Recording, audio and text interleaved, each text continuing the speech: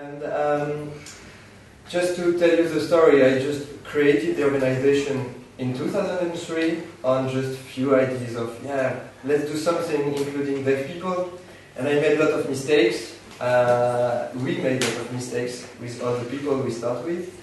And, but it was since the beginning a great adventure. Today we have an organization which is quite big because we develop a lot of projects. We have the chance to meet you, all of you, etc. And I will try to give you examples of only one part of our work, which is focused on video edition and audiovisual production, and why we do it, how we do it. And I will be quite short on this explanation, letting you time to ask questions precise on what you like, what you want to go deeper into, etc. So feel free to ask anytime I'm speaking.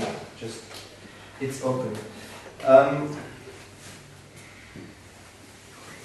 To start with just the organization, sens.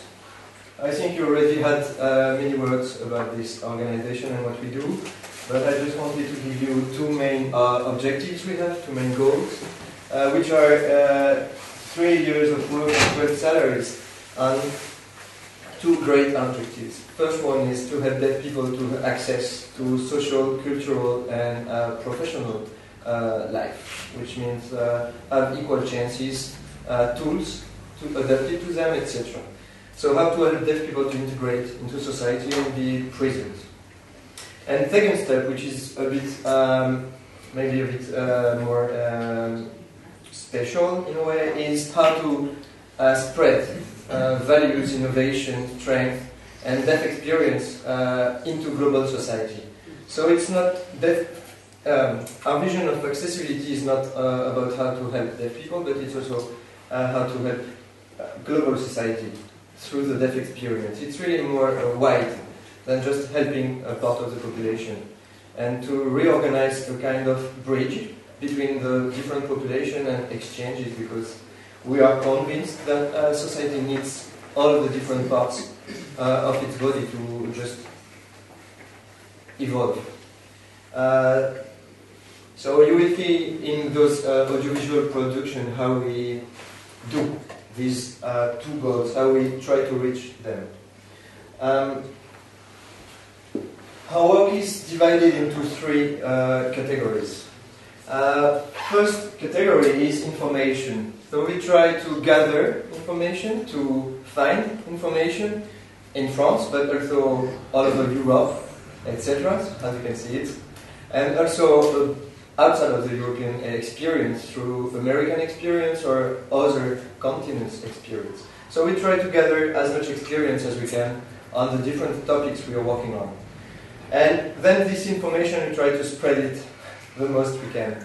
And especially to the professionals or to the people concerned by the project. So the goal is just to avoid people to repeat mistakes and to spread the faster we can all the great innovations that proved they were great, and they work.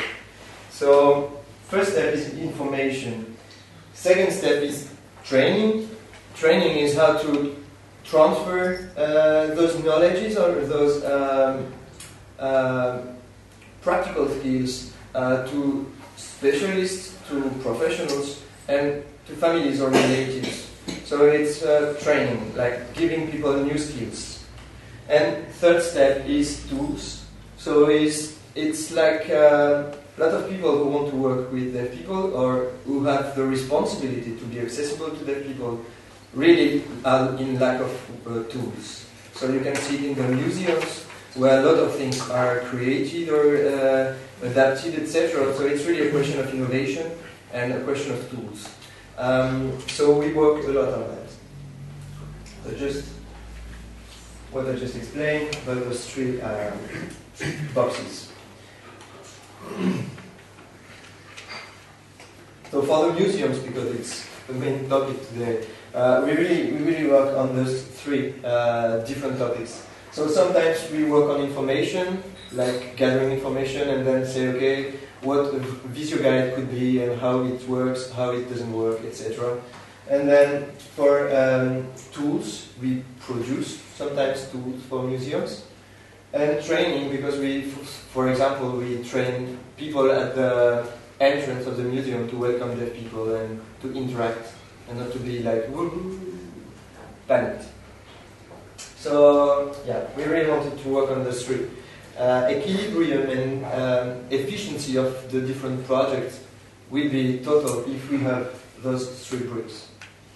I can give you an example of a museum who asked us about making accessibility on the website, whereas they have no tools accessible in the inside of the museum.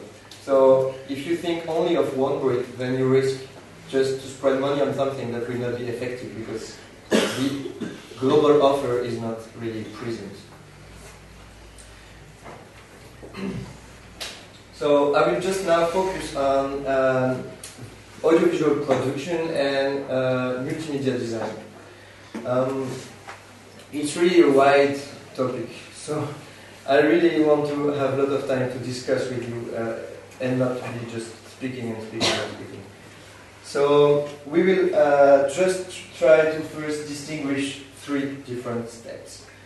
The content. It means museums have something to say. This painting was made by Picasso. This is the information. Then we have to think about the shape of the content. For instance, you can say it in French, in an audio guide. You can say it in sign language, on a video guide. You can add subtitles on the video. You can make just a picture and make a paper with the sentence, written one, etc. So what shape will we give to the information? And the third step is the device and the context of use, which is written like the third one, but actually should be the first one. Like, what do you want to do? And for what kind of people, what age, where they will use it, etc. So what is your goal?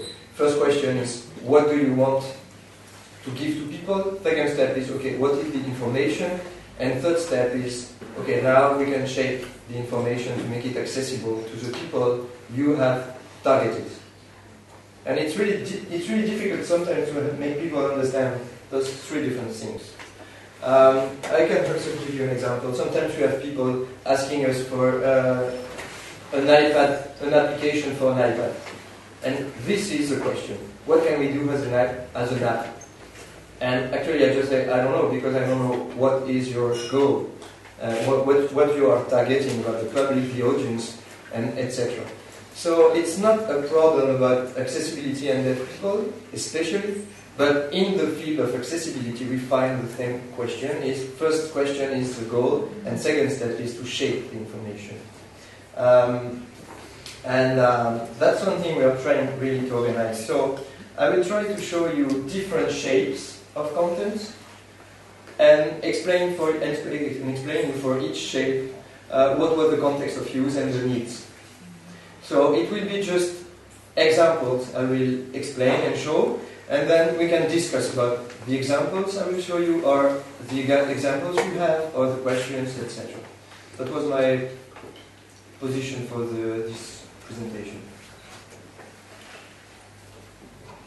So about the content, we try to make the content the more accessible we can. It means we try to include the more people we can into the audience.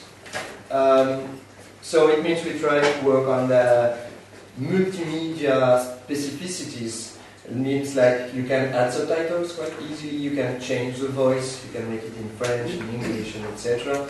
You can add information, visual information like sign language. So you can have the sign language and you can also add pictures, etc. So we try to mix those different options to make it the more accessible we can. So each one of our goals.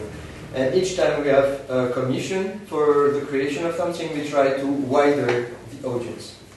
Second thing is, sometimes we publish, sometimes we are commissioned to something.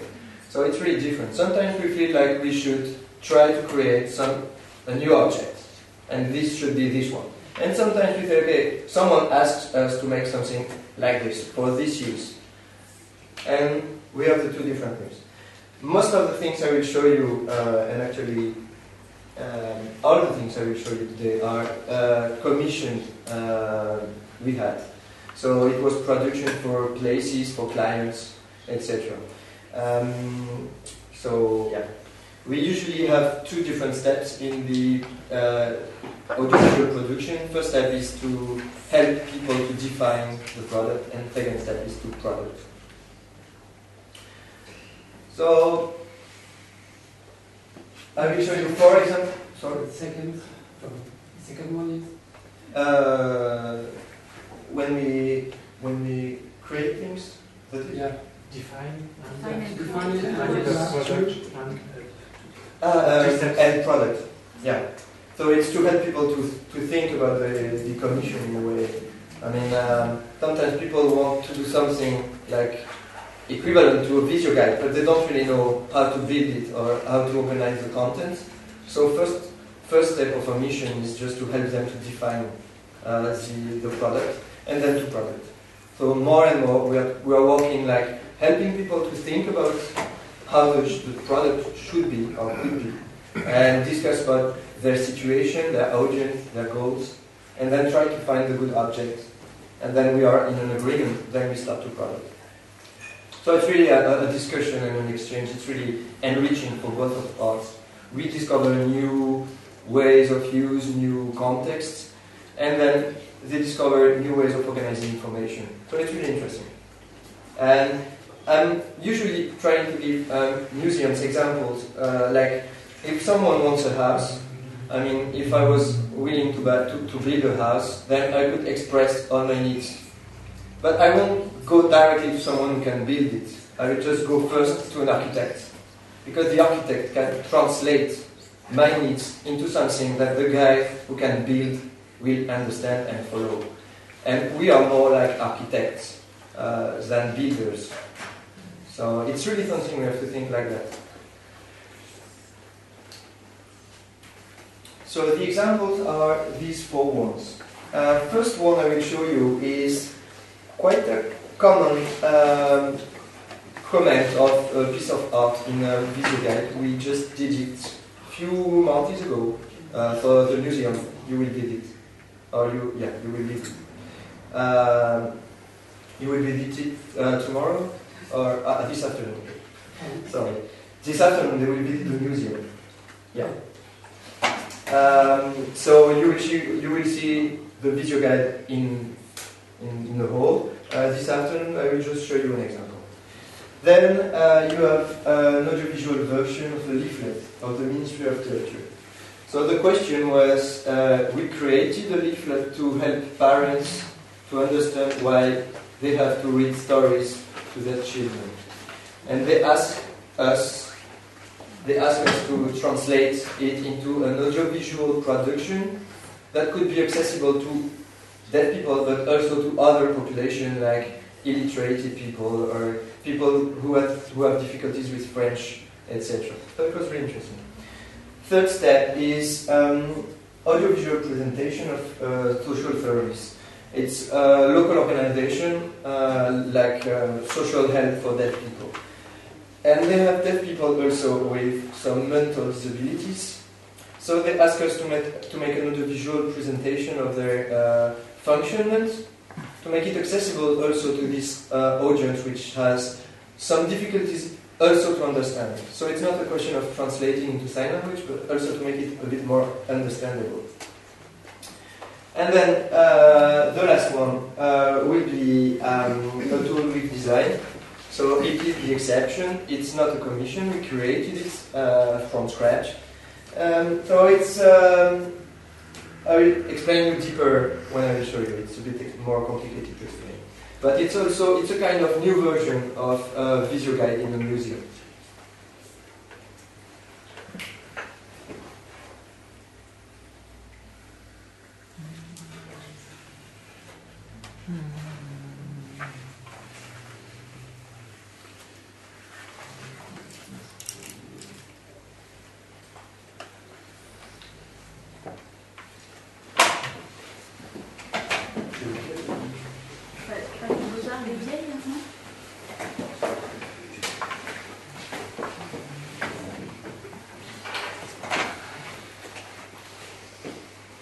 trying to find the good video first.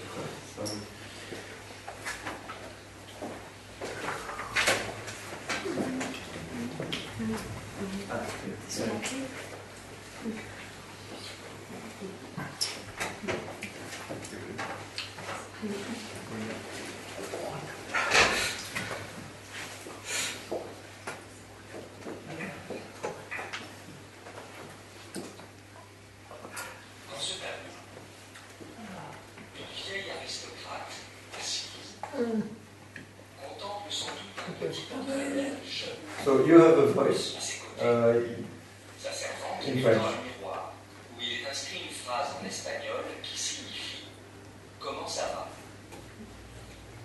Dans l'histoire de l'art, de nombreuses images, peintures, sculptures, ayant pour même thème la brièveté de l'existence, de la richesse ou du pouvoir, forment un corpus appelé vanité. Le miroir en est le symbole fréquemment utilisé. Regardez le contraste entre ces deux femmes.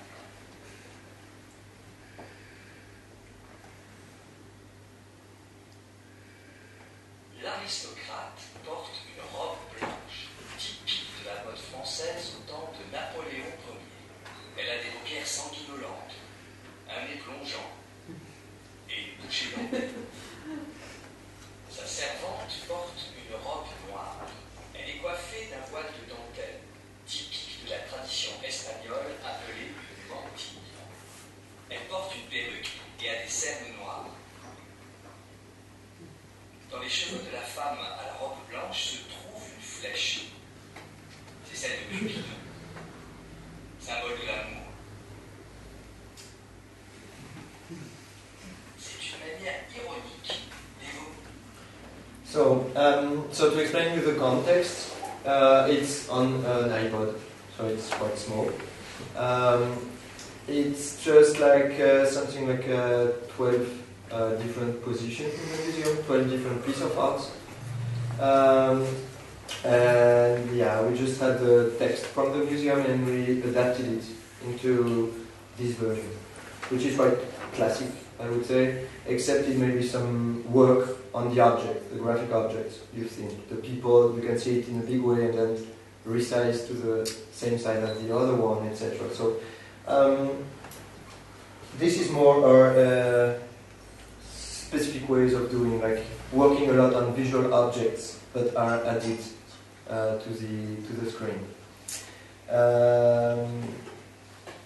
Yeah, an audience is just the people coming to the museum and who will to just visit it through a visual aid.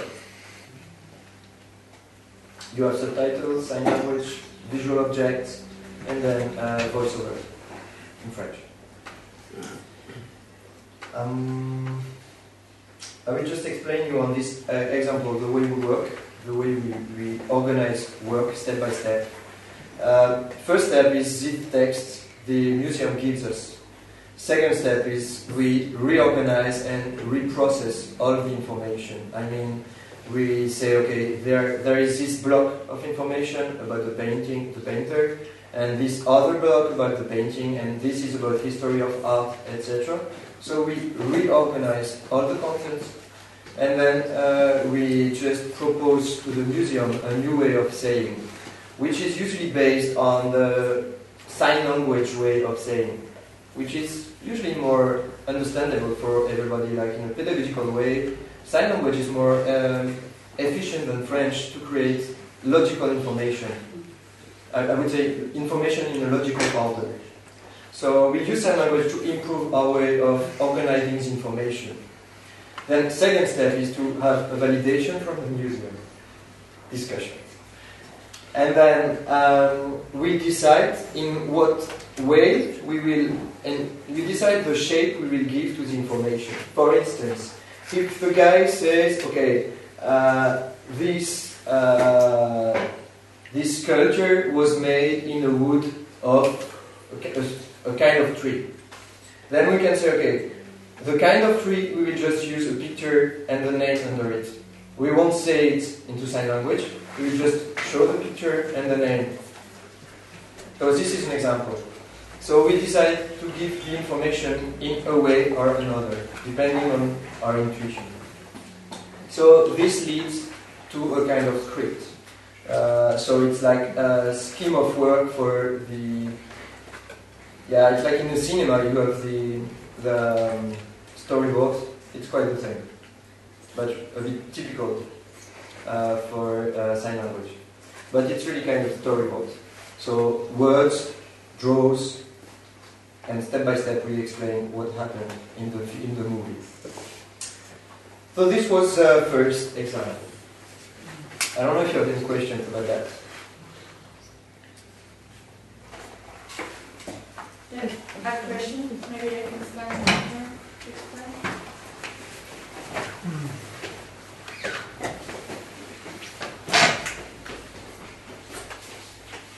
Yeah, you told us you have worked on the system.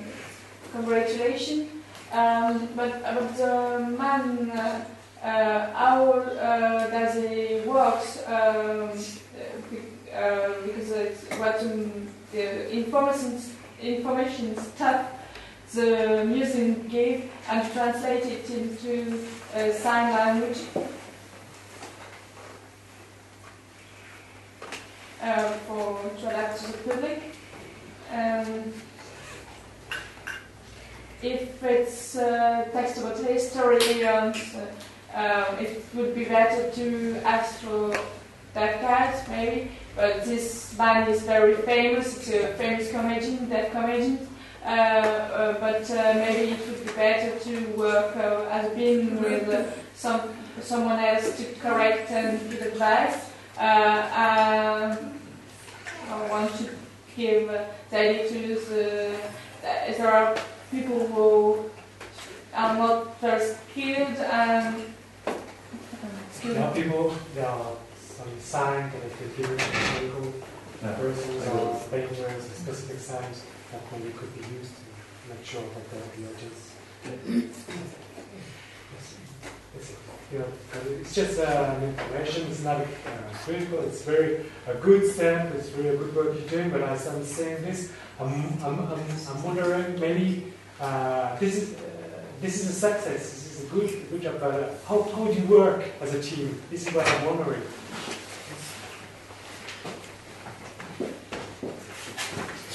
So,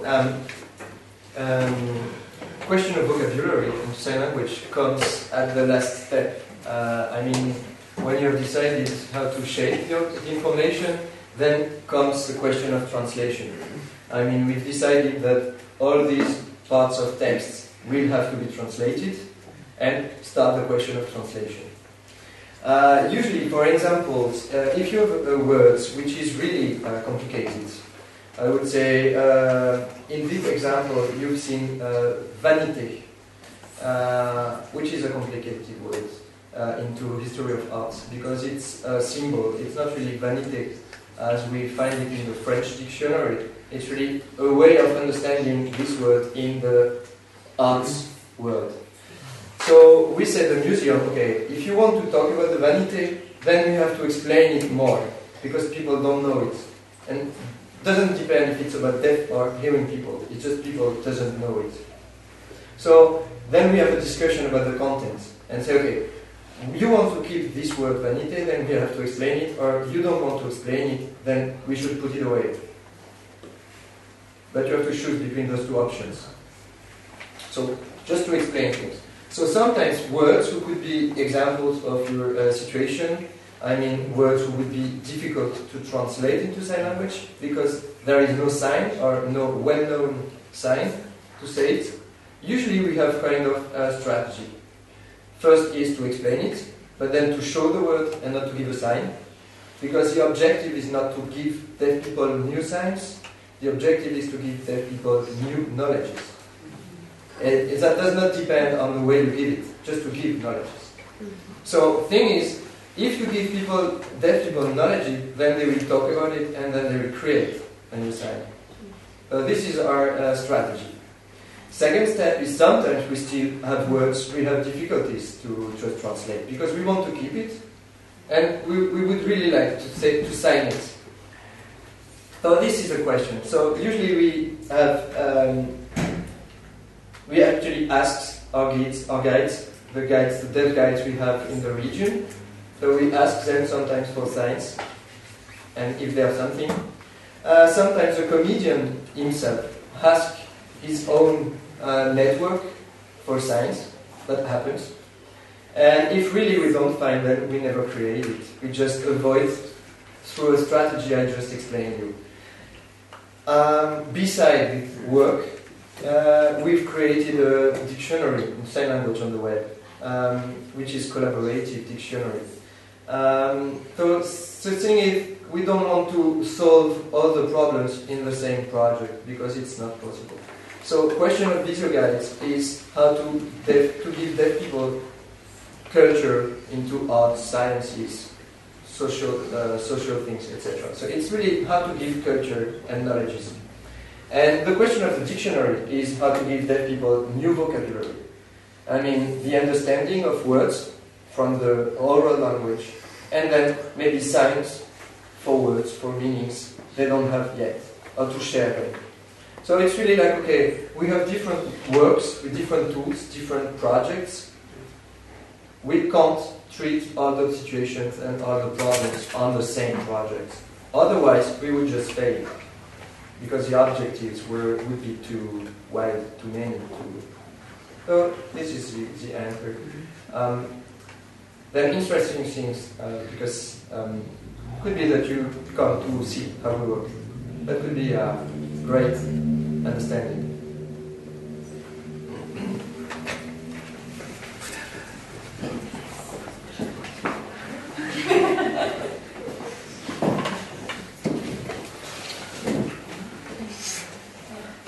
Very good.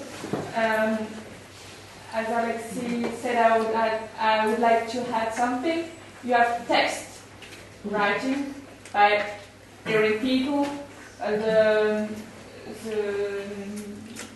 people working in the museum. But there are words and sentences which are very difficult. I think I worked for a long time. We asked for a professional guide, a speaker guide, to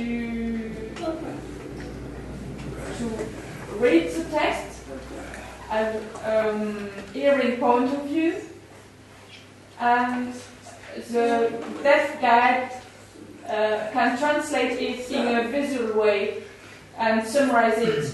And next step is the comedian who can make it in sign language, express it in sign language. And for the vocabulary,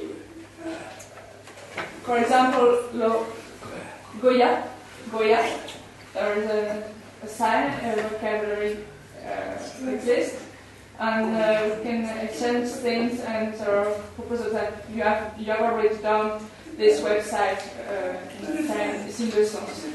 Because, for example, Versailles, there is vocabulary for the town Versailles and a special vocabulary, a special word for the castle of Versailles. And it's not the same, and the comedian can do this.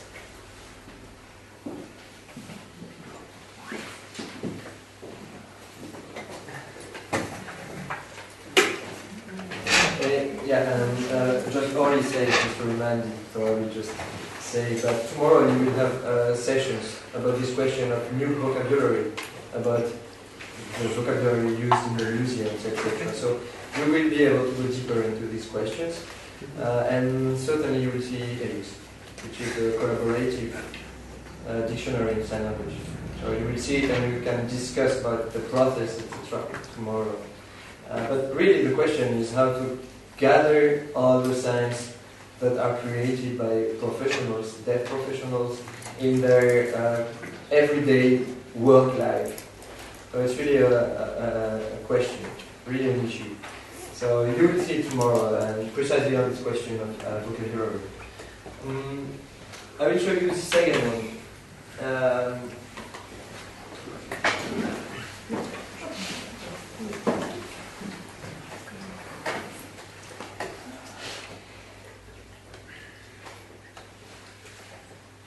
Chapitre 2. Une fois sur place. Which? Quand on est arrivé. Chapitre 2. Une fois sur place. Quand on est arrivé dans le pays des histoires, que faire? So you still have a voice, Comme ça. and moreover you have several voices. One for the mother, one for the narrator, Comment se repérer? and one for the comedian. Every character has his own voice. Ce And n'est that pas was, facile de choisir un livre. that was for Tellement. people with visual impairment. So I will just explain you how it works, the structure. Que faire? Voyons ça. So all the leaflet from the Ministry of Culture was built as a guide, like when you are traveling. So they say, okay, reading books is like traveling.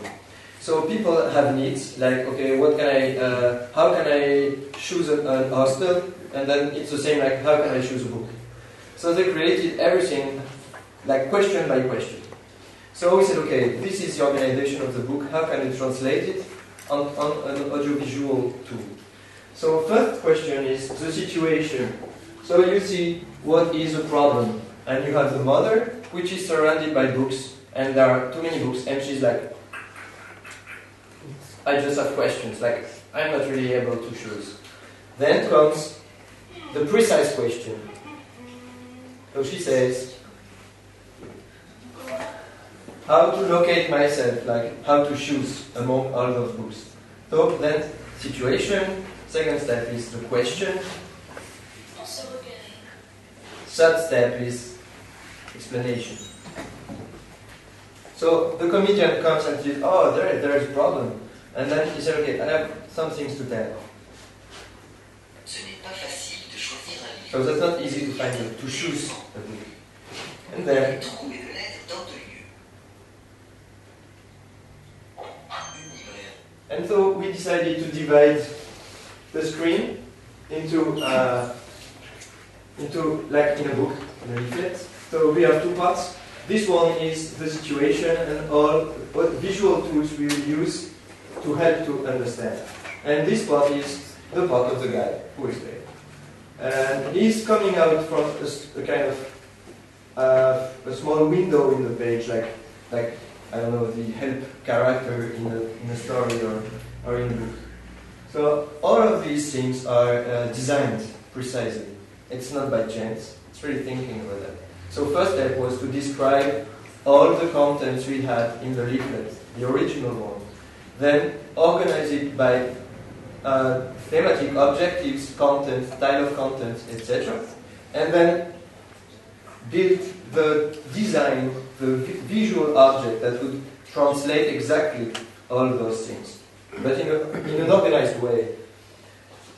For other people, accessibility of this leaflet for deaf people would have been just to translate the text, which is completely different. The same work for other people to make the leaflet accessible to deaf people would only have been to translate into sign language and just record a guy signing all the text. So it's really, really different. Dans une bibliothèque. And each time we make an object appear, which has a special name, library, actually no, bookshop, and library, then we added the name because we thought it was really important to find the keyword. Because if people were looking for a bookshop on the web, for instance, they would have to know the keyword. So we said we need to make the keyword appear on the book, on the video. So this also is a choice. It's not by chance. Dans la librairie, au rayon jeunesse, une personne compétente And then he vous explains. aidera à choisir un livre à acheter.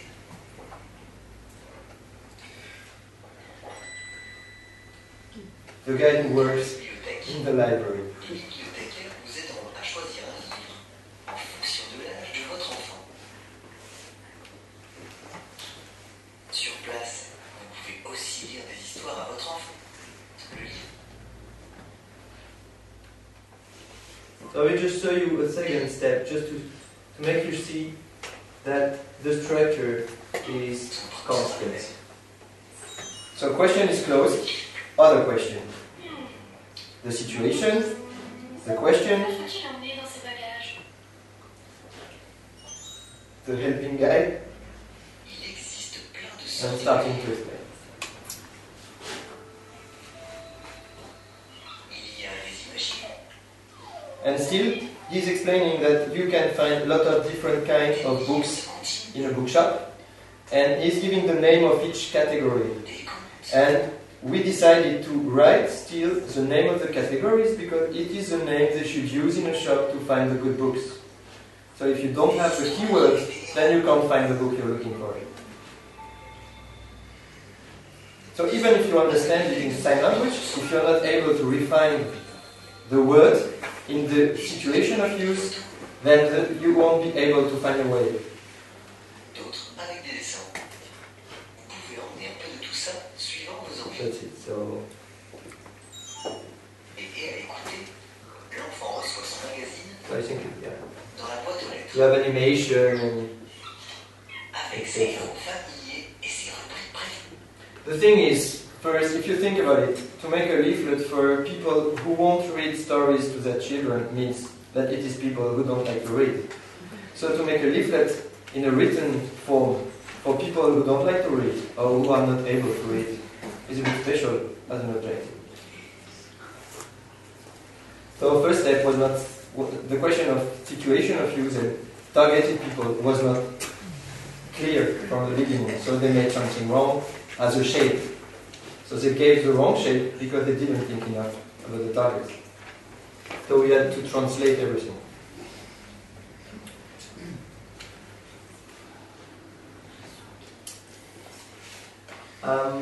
Third one was is the presentation of the social services. This one, so we will recognize somebody which is here.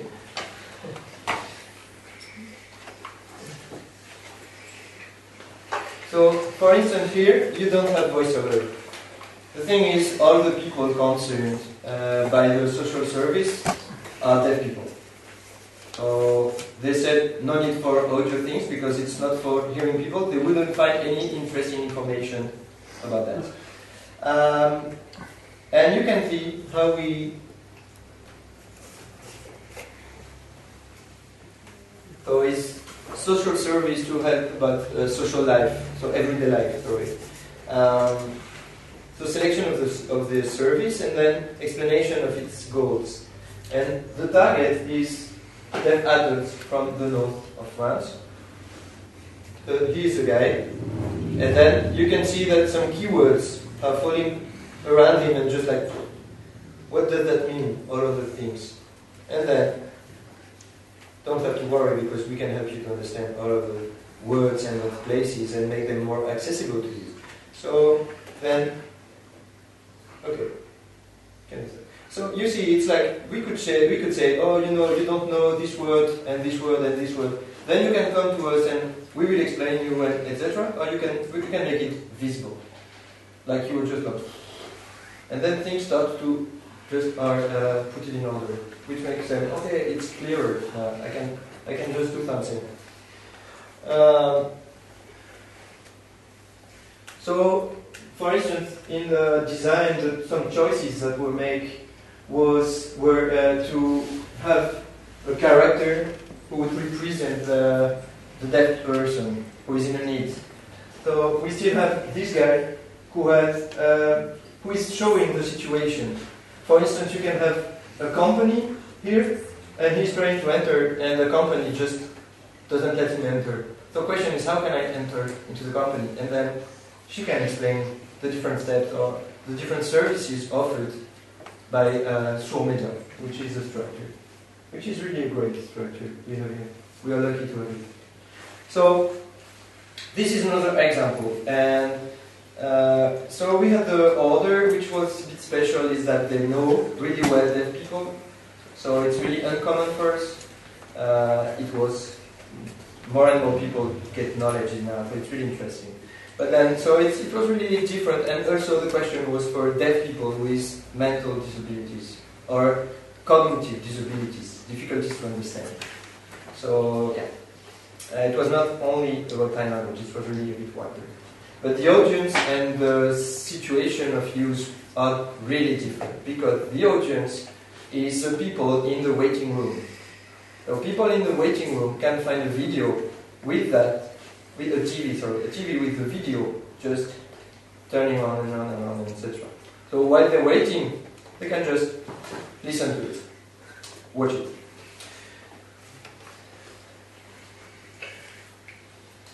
And then the last one was the multimedia tool for a visit in the museum.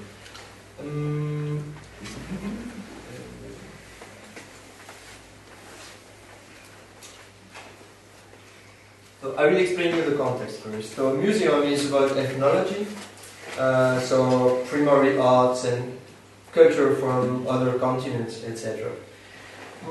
We decided to propose an interactive tool. So things were to say we want pedagogy to be interactive.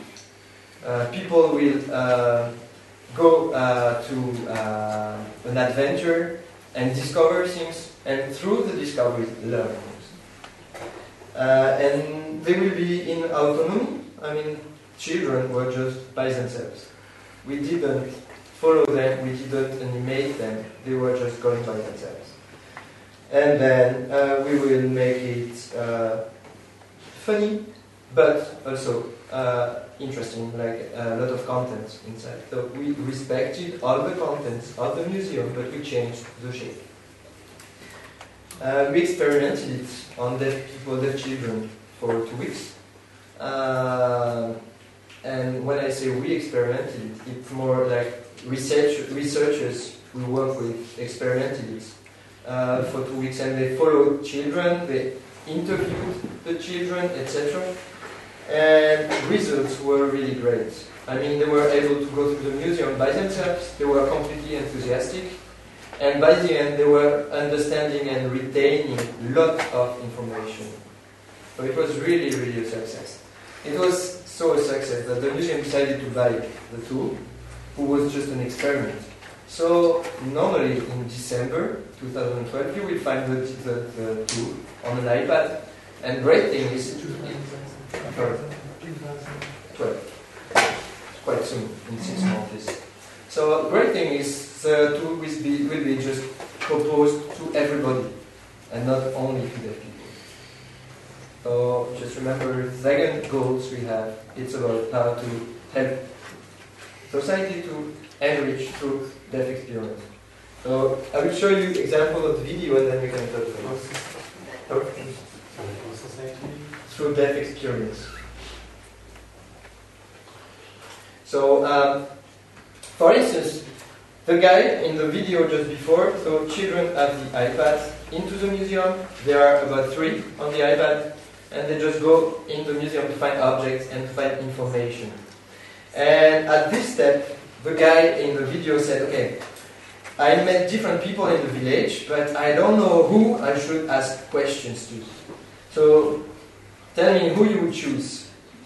And the thing is, for instance, in this situation, the first content was the ethnologist who told me that the first question when you arrive into the village is to find someone you can understand.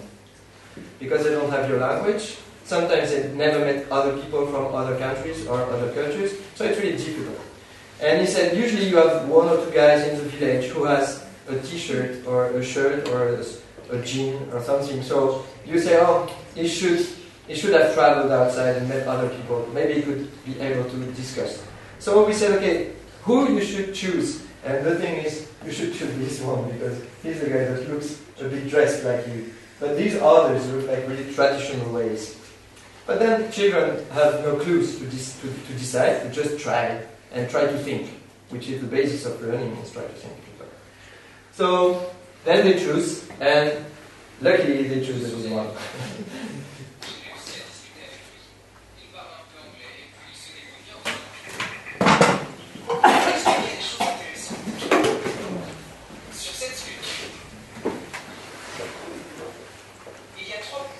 So you can see subtitles, sign language, there is a voiceover, but there is also music and noise. I mean, for instance, at that moment, present moment, you have bird noise. So you can be completely inside, like if you were engaged into things. And then here you have visual objects that help him to explain, to show, to interact, etc. And also you have here the character. So these objects are interacting with the discussion and enriching the visual experience. Regardez. En premier, une tête d'aigle. Symbole de force et de courage. Ensuite, le corps d'un crocodile.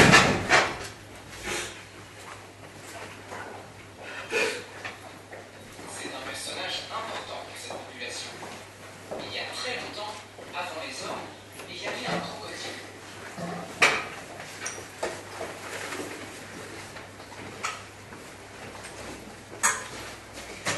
So he's explaining all the different parts of the object, and then he said, okay, can you find the different names of the different parts? So just like checking you understood and you remember. So it's a drag and drop thing, so you click on it and you drag it and you drop, etc. And you drag, and then you click the OK button. And if it's okay, you can keep on working with the guide. If not, you still have to find it. So yeah, we use the menus to make experience interactive, and we use the videos to make experience multimedia, like using visual, hearing things, movements, etc.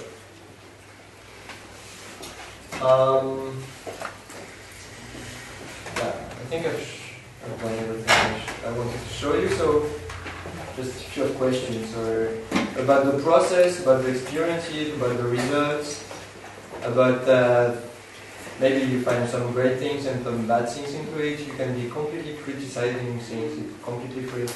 You're just trying to improve. The last thing maybe I will say before letting you ask questions is that we made some observations for the last 7 months. We've experimented our videos on children, autistic children and children with mental disabilities. And it was really, really good. I mean, we asked professionals to experiment it. And results were really, really good.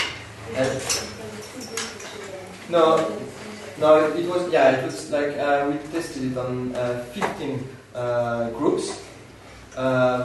In 10 different structures, and we asked professionals to interview their own children, the children they work with all year long.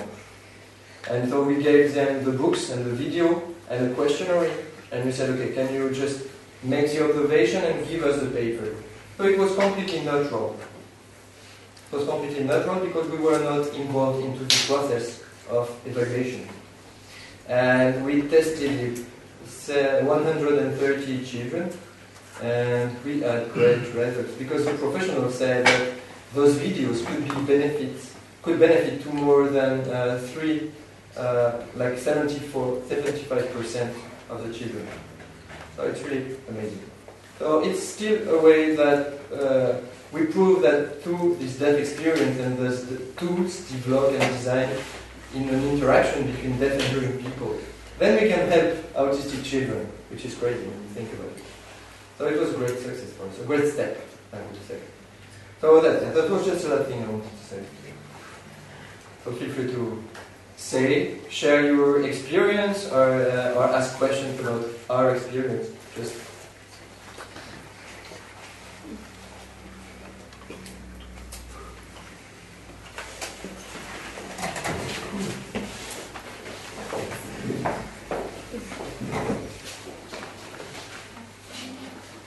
Well, that was very, very interesting.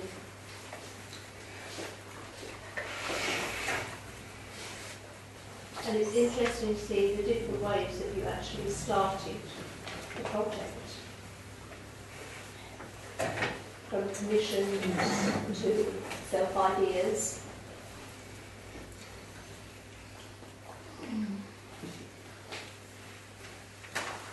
And the explanation of the logistics. For example, who is the audience? Who is it for? How long will the project be?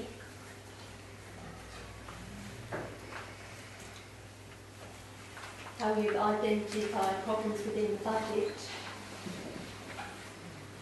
So that kind of thing would be useful to know.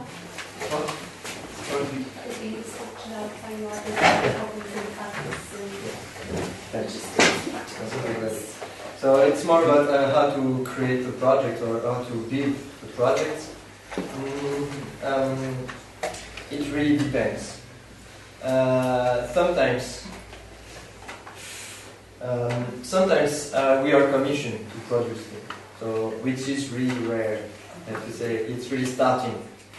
Sometimes. So we just discuss with the people about what they want, and then we try to show them how much it would cost, and then we discuss, and then, by the way, we produce.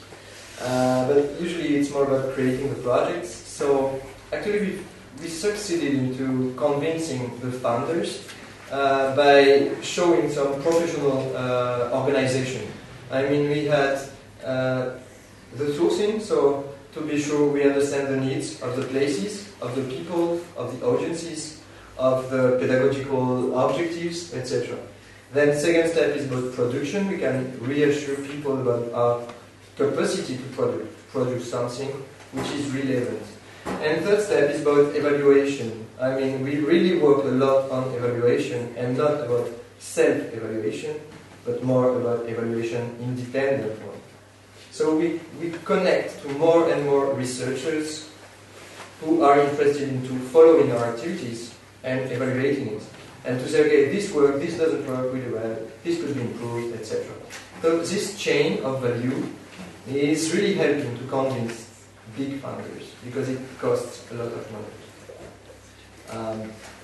Then, first step costs a lot of money because we have to describe and define and create everything. Second step costs a lot less money. Because we already knew all the chains and all the parameters, we make it more efficient, so we spend less time, etc. So we try step by step to make it more affordable. I mean, museums can buy it.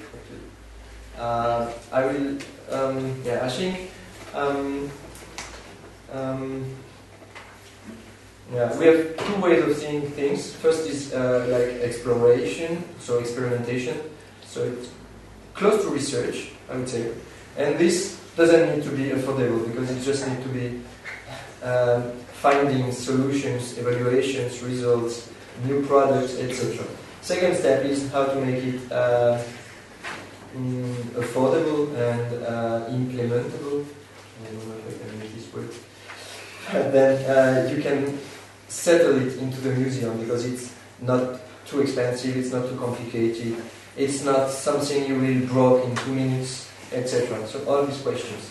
So it's really like in the research process of industry. First is into the laboratory, you think about things and you find money to experiment.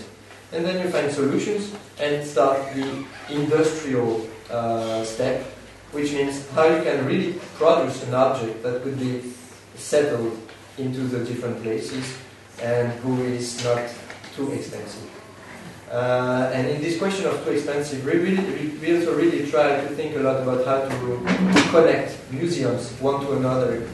I would, for example, give you a really precise example about this object. This thing, when I visited the Met, it's funny because you can find exactly the same objects, the Met Museum in New York. So you can really find exactly the same objects in the collection connected to Oceania. It's really exactly the same things. So we could quite just take it and copy it, reorganize it and copy it. That would be quite easy and not really expensive. The thing is, the museum we've worked with and the Met, can they work together, can they share things, etc. It's really a question like, museums are public services. Can they just connect and share information and contents? So if they can share contents, then we can make price less expensive because they can pay the same things a bit altogether. So we also try to work about thinking contents in a more connected way, in a more shared ways. Because all the museums have the same objectives, which is quite cool, quite great. So how can we make them work together? And actually in France we already have a network. So we step by step try to propose things. I will give you an example. We work with the CMN, so the Center for Heritage Sites. All the monuments we have in France, cathedrals and cathedrals, etc. And great thing is that it's already a network. I mean, you have only one structure in Paris, which is organizing the life of 60 visiting places. 60 places you can visit. So if we can work with the head of this network, we can already work on connections between the different sites. For instance, a castle in the south and a castle in the north still have the same characteristics. I mean, they still have a bridge. I don't know how to say these words in English, sorry for that. But then you can understand easily the bridge. And then they also have this kind of shape, etc. So, sorry. Yeah. So, you can easily imagine that a lot of contents are shared. I will show you an example. If you are into a forest and you have a tree, which is really the most beautiful tree of the forest you're visiting, then you have to explain photosynthesis. Photosynthesis. Then you understood. Great. So how trees uses lights to grow and etc. So to explain this, it's quite complicated and it's really expensive because you have to organize information in a complicated way. But all the trees just have the same distance. So you can just explain it once and then use it in a different ways. But then the guy also in the forest wants to show this tree which is the most beautiful one. But this information is really easy to give. It's just, this is great. So this costs maybe €2 to produce. So if you can separate information into complicated things that are shared because it's common knowledge, I would say, and local knowledge, which is, this door is like the other doors of the castle, but our doors is really big and it's blue. Big and blue, it's €2 to sell. But what if the castle costs far more? So it's this kind of thinking we are trying to organize.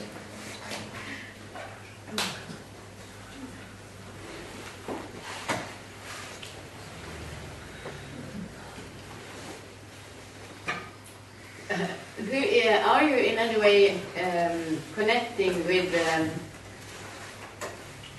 information on social media in the open access area? Like Wikipedia? Like Wikipedia, Europeana? Yeah, actually I had a meeting with the girl in charge of Wikipedia 2 days ago. Yeah, we discussed quite a lot.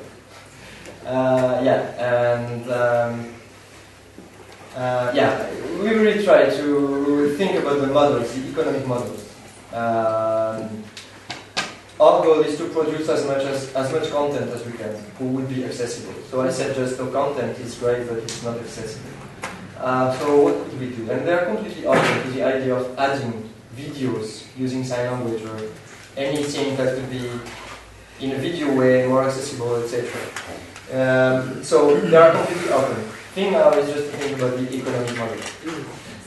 Because for instance, if you put it on the Wikipedia, you can use everything, even in a commercial way.